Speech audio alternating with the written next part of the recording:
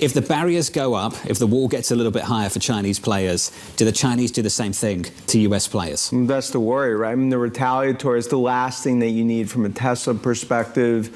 And I think this is something everyone's been waiting for, because the reality is, given the prices of the Chinese EVs and what I've seen firsthand, it would be very tough from a competition perspective. Retaliatory definitely could happen.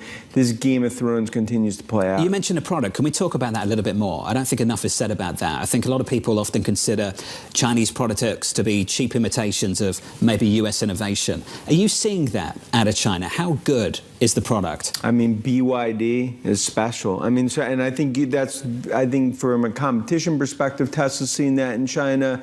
I still view it as there's going to be many winners there.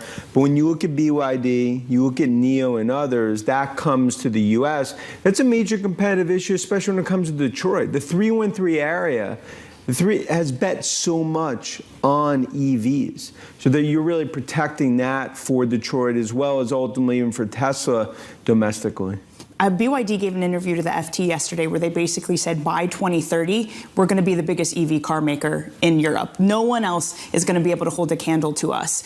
Is Europe next? Is that the next risk for the Chinese EV sector? Yeah, Europe's front and center. I think that's going to be the battleground. And look, and that's something not just for Tesla, for a lot of the German automakers and others, and Beijing has their sights there. And I think what we're seeing here is, even though EVs is moderated globally, and of course that's been a black eye for the industry, it's still the massive transformation, probably the biggest one we've seen since 1950s.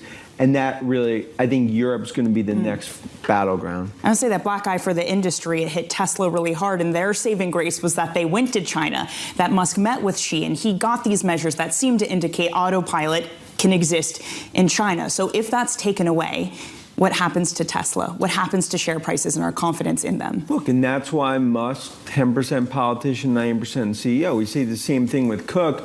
China is the hearts and lungs of the Tesla growth story. When I look at FSD, autonomous, I think the first step now toward what could be, I think ultimately a golden vision now from an autonomous perspective. But China is the hearts and lungs of the growth story, and that's well known. It's been a headwind, but we do believe that you'll start to see a tailwind in the next coming quarters.